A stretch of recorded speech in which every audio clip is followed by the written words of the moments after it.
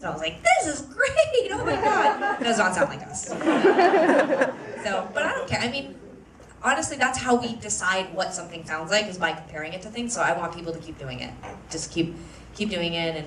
And you okay? Yeah, I don't know. I got flustered. I pulled my shirt out. I want to tuck it back in. You take a question. Okay. Next question. Okay. Yeah.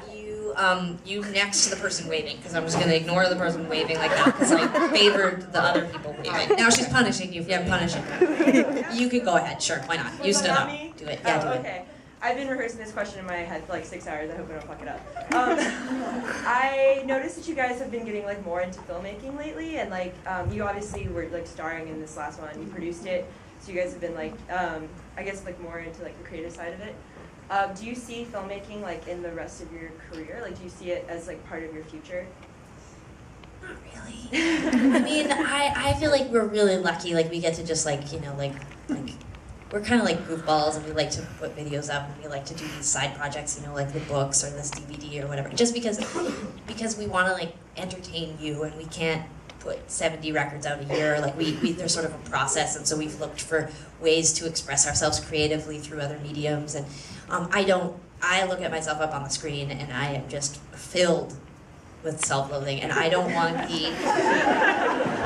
When I'm playing music, I don't feel filled with self-loathing. In fact, I feel excited and intense. I love it. You know, like it's like running. Or for some people, I'm sure it's like going to the gym or whatever. It's like cathartic for me, and that is not, watching that was like the opposite of being cathartic. It was sort of like somebody was punching me in the face. Like, oh, I know that was too far, but it's like I'm so stressed out. I could never. I don't think I would ever put my art and love into something that made me feel so bad about myself. Like I feel like that just is like. Okay, but that was acting. I mean, like, what about directing? Like, can you imagine writing something and someone directing it, or you directing it, or? No, she doesn't want to do it. I don't think so. I feel like this can't get her to do it. Sorry. No, it's so like I admire filmmakers so much. I love TV and film and all those things. I would feel like such a hack. Like it would just make me feel like I was rude doing it. Just like, you know, when sometimes famous people, they're like, you know, like whatever, they're like a tennis player, and then they're like, they come out with their own fashion line, and you're like, oh, really? Now you're into fashion? Together, or they're like, no, like that's how I would feel. Like people would groan, like, oh yeah, now they're directing films, you know, or something like, you know. If I do a side project, it's going to be something weird, like I open an auto body shop or something. I'm like, yeah, it's not really into cars. I really fucked that up. I like that idea. Okay, way in the back. You have your hand up, like, I mean, everyone looks like this, but yes, you. Yeah, it's amazing how you know who I'm talking about. It's incredible. I actually have a favor as opposed to a question. It's her 25th birthday today. Yeah. So Happy birthday. to wish her happy birthday. Happy 25th. It's a big one. Yay. I don't mean a big one like your old. I just mean. Not to be left out, but it's my 32nd birthday. Oh my God! Happy birthday, you guys! Everybody here.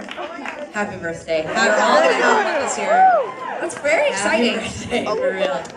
Birthdays get more stressful as you get older. They sure do. You start soon. You won't be putting your hand up. Your friends will be like, "It's her birthday," and you're gonna be like, "No, no." Okay. There's a whole section of you in the middle there who have their hands up next to each other. Sure. Yep. You volunteered, so you go ahead. Hi, I'm Heather, and I have really great friends who wanted me to ask a question. Hi, Heather. Hi. I was wondering, with everything you've accomplished in the last 5 years, do you have any goals left that you hope you accomplish? We're done.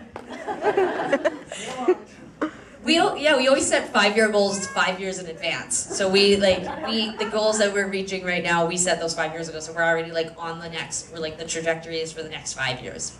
Currently, I want Sarah to direct a film. That's my next goal. And I want Tegan to go in with her 50% of everything she makes on my auto body shop. I'm in. I think, all joking aside, I think our big goal right now is to write a really fantastic record that people like as much as the con. Tegan, this next question is from me. Do you have some sensitivity issues around how much people like the con? I do. I feel like I can't beat it. I'm giving up. I can't beat it. I can't. Someone at the mall came up to me the other day and they were just like, I think the con is your best work. And I was like, it's your Born in the USA? It is my Born in the USA. And now I'm like, you're done. I think your new songs are great. Okay? Okay. Thank you. Good. We do too. Yeah. Oh yeah. Okay. Sure. Yeah. There's some excitement down here in the front. All right. Okay, well, I'm actually a news journalist, So I have a two-part question, but I want to say, as a music journalist, I did a review of Sainthood on my blog, and I think The Con is probably my favorite album, but Sainthood is the best album. Thank you. Honestly, like from. I think we understood. I was half joking because I understand. I think Sainthood is a great record and it shows so much maturity and blah blah blah blah blah. The Con is like a gigantic bleeding heart that gives you a hug at the same time. You're all bloody, but you're like, oh my god, this feels so good. Thank you. Sainthood has your best material because That's sweet. my favorite part about the album as a whole is that it's cohesive, but every song sounds like the different things that you were listening to. Like I can hear Michael Jackson, and I remember you guys said that you went to go see his memorial service. So it's those little things.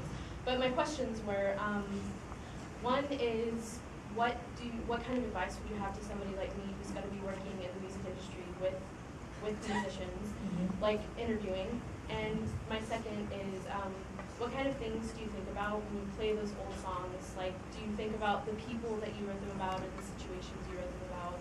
And how do they affect you 10 years down the line? Thank you for the question. Yes, thank very you. good journalist. You know, interestingly, I'm not sure if I'm going to end up answering your question the way that you thought maybe I was going to, but here's something that's interesting. When we were growing up in the 90s, I had a subscription to Spin Magazine and Rolling Stone Magazine, and I loved music journalism. I loved to read about bands, and I don't love to read about bands anymore. And I don't know if it's because I'm in a band and I'm hypersensitive to it, but I think that something did happen, unfortunately, with music journalism when it became something that had to be constantly, like every day there has to be something new.